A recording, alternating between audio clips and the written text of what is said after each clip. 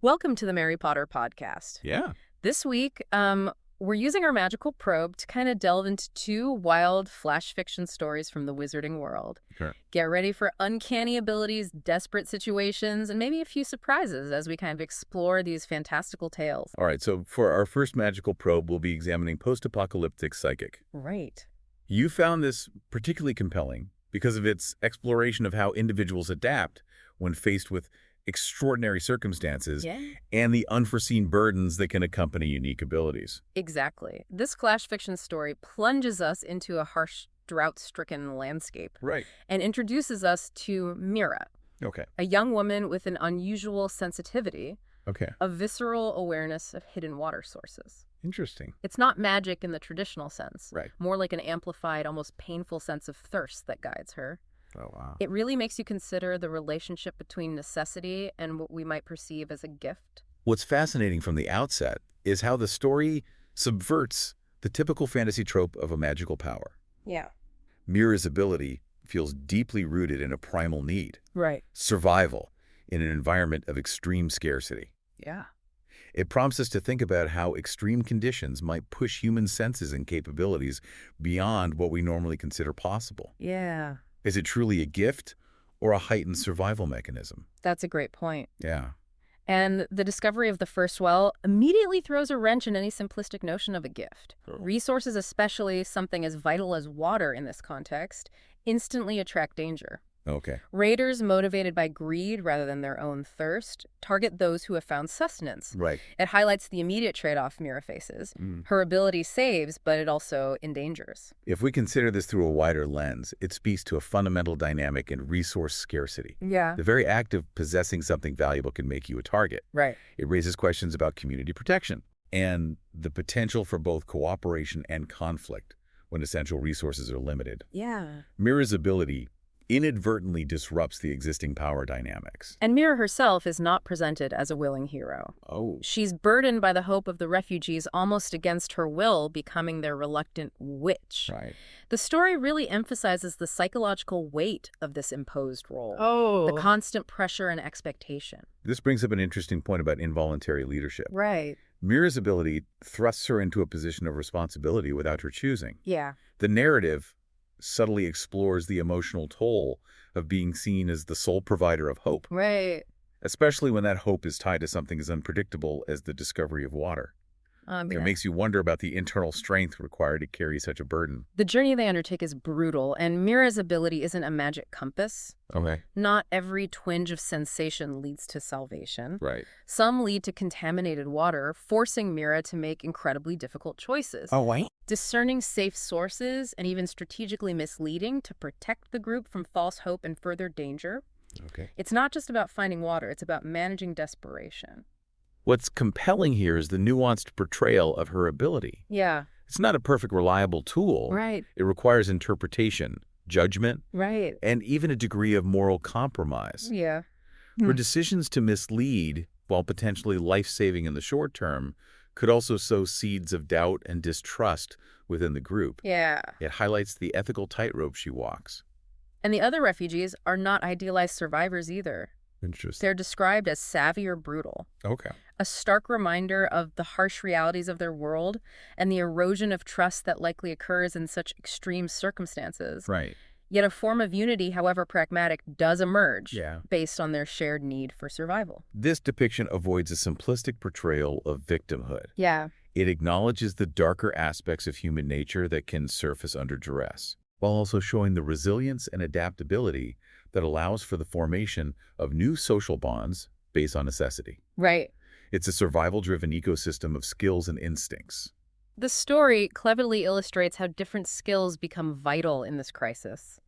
The scholar's maps, for instance, and the boy's vigilance become essential complements to Mira's water-sensing ability, really underscoring the importance of diverse talents in a survival situation. It's not just about one extraordinary gift. Exactly. It highlights the idea that in complex challenges, no single skill or individual holds all the answers. Yeah. The group's survival depends on the synergy of different abilities and perspectives. Right. The scholar provides context, The boy offers immediate awareness, and Mira offers a unique form of resource detection. When they finally reach the oasis, it's not a paradise, but a contested resource. Right. Their arrival is described as a parched stagger, emphasizing their utter desperation. And the defense against the raiders isn't some magical showdown, but a strategic maneuver based on Mira's understanding of the terrain, Right. leading them into a blind canyon. Okay. Even the raiders' thirst, which Mira can sense, becomes their undoing. Right. There's a grim irony to that.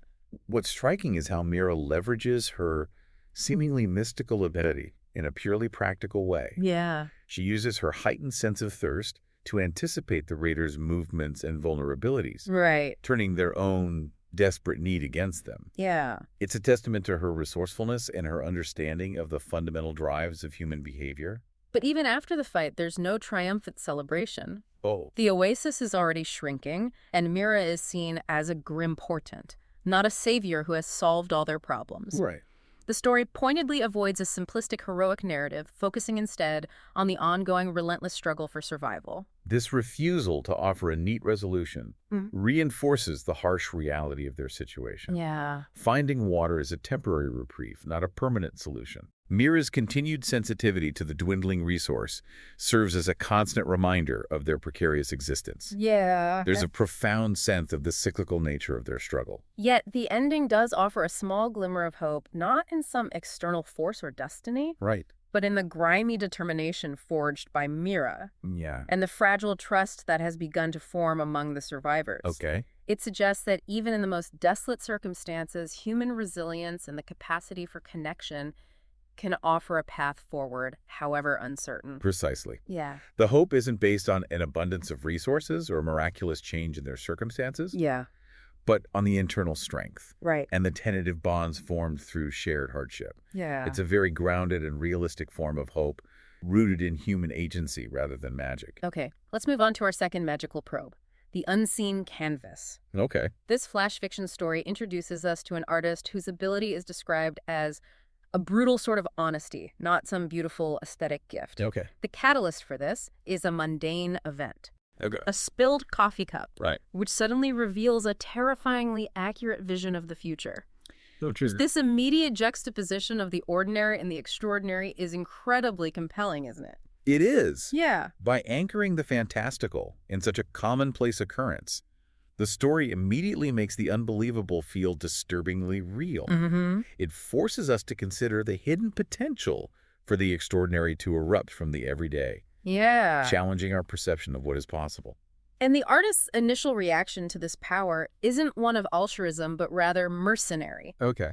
a desire for fame and recognition. Right. This adds a fascinating layer of complexity to her character, making her feel much more human and less like a stereotypical gifted individual. This is a crucial element that adds depth to the narrative. Yeah. It explores the human tendency to seek personal gain, even in the face of something potentially profound or even terrifying. Right. Her initial focus on fame creates an interesting tension with the later moral implications of her visions. The first major vision she has is of a subway disaster, Right. described in chillingly ordinary details, emphasizing the everyday nature of such a potential tragedy. Yeah. This ordinariness, I think, makes the premonition all the more unsettling and relatable. Right.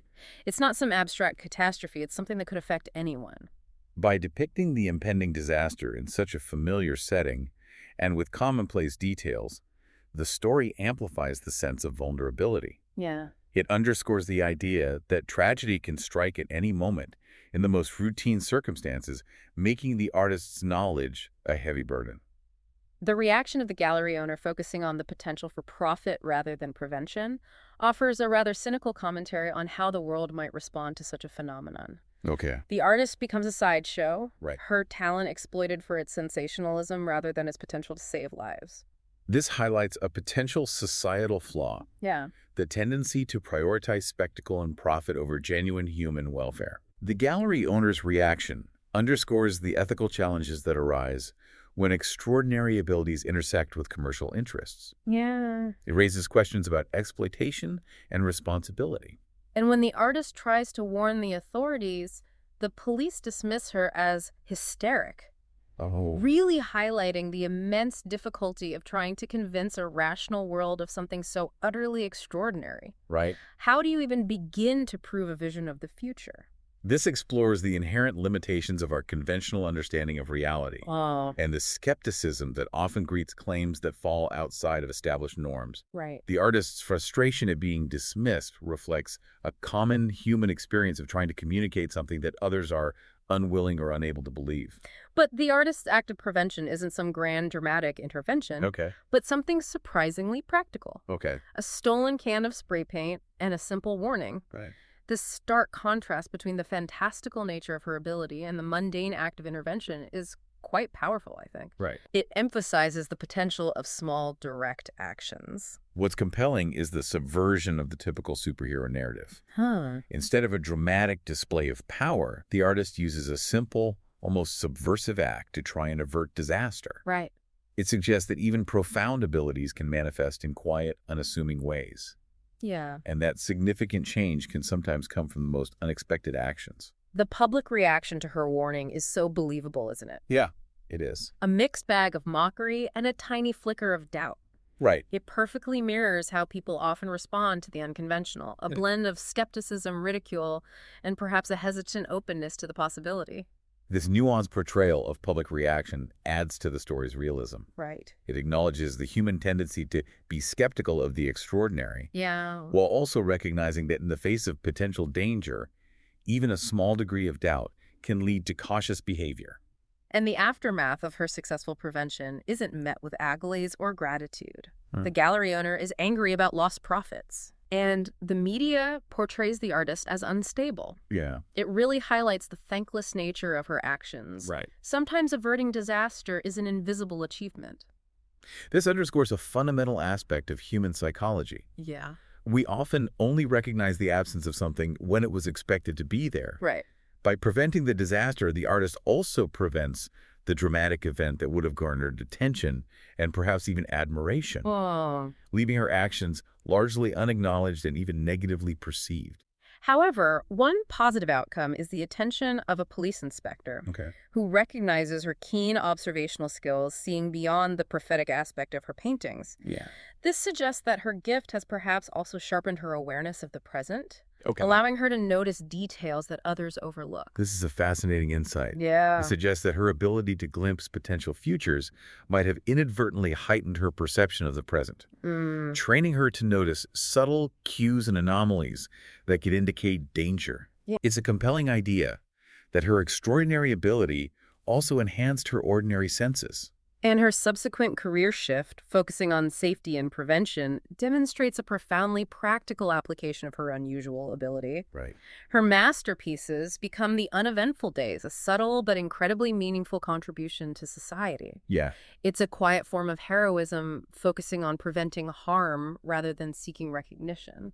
Exactly. Yeah. She moves away from the sensationalism of predicting disaster Right. towards the more meaningful, if less glamorous work of preventing it. Right. Her art transforms from prophecy to proactive intervention, highlighting the potential for even the most unusual talents to be applied for the greater good in tangible ways. The ending emphasizes that her visions aren't clear solutions, but rather glimpses of potential failure points. Right. She becomes a relentless warrior, Yeah. constantly aware of what could go wrong, highlighting the ongoing burden of her knowledge. Right. It's not a carefree superpower, but a constant source of anxiety and responsibility. This reinforces the idea that even extraordinary abilities come with their own unique set of challenges and psychological cost. Yeah. The artist's constant awareness of potential threats underscores the personal sacrifices and the emotional weight that can accompany such a gift. Right. It's like a powerful reminder that what might seem like a blessing can also be a profound burden. So what does all this mean for you, the learner? Right. These two flash fiction stories, while exploring vastly different scenarios within the wizarding world, Yeah. both offer compelling insights into the complexities of possessing unusual abilities and their profound impact on individuals and the communities around them. In Post-Apocalyptic Psychic, we see how an extraordinary sensitivity born from dire necessity can simultaneously be a source of salvation. Yeah. and a target for exploitation. Yeah. It compels us to consider the ethical dilemmas Yeah. and the personal sacrifices that can arise when individuals are endowed with unexpected gifts, Right. and how resilience and a fragile trust can emerge even in the most extreme circumstances. Yeah. What struck me about Mira was the constant tension between her internal burden and the external expectations placed upon her. Right. It seemed like she was perpetually walking a tightrope between hope and despair, both for herself and for the group. What resonated with me was the involuntary nature of her role. Right. She never asked for this ability, yet it thrust her into a position of immense responsibility, Right. forcing her to make incredibly difficult moral choices with limited information and under constant pressure. Yeah. The emergence of trust was less about genuine connection and more about a pragmatic alliance for survival, which adds a layer of poignant realism. And the unseen canvas presents a different kind of burden. Okay. The isolating weight of knowing the future. Yeah. And the frustrating struggle to effect change in a world often resistant to unconventional truths. Right. One that sometimes values spectacle over genuine foresight.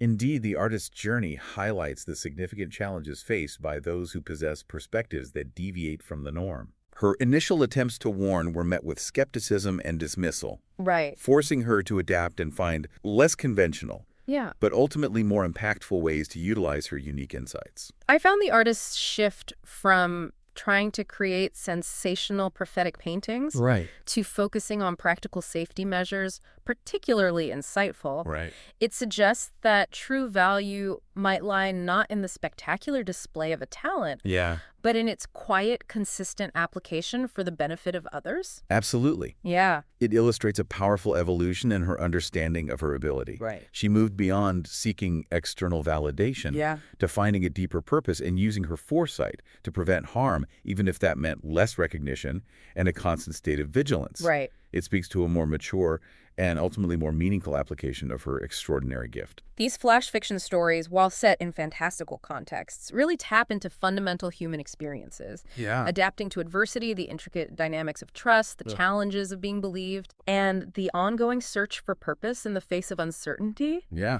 They offer us a unique and engaging way to examine these timeless themes. They do. Yeah. By exploring these imaginative scenarios, we gain a fresh perspective on these enduring aspects of the human condition, prompting us to consider our own responses to the unexpected, the nature of responsibility, and the potential for both burden and benefit that can accompany unique abilities. Here's a final thought for you to ponder, the learner. Okay. In a world increasingly filled with information and predictions, how do we discern genuine insight from mere noise? Yeah. And what responsibility do we have to consider and potentially act upon warnings, no matter how unconventional their source might seem? Right. Mull that over this week. Yeah. Join us next time on the Mary Potter podcast for another magical probe into the captivating realm of flash fiction. Great. See you next time. All right. Bye.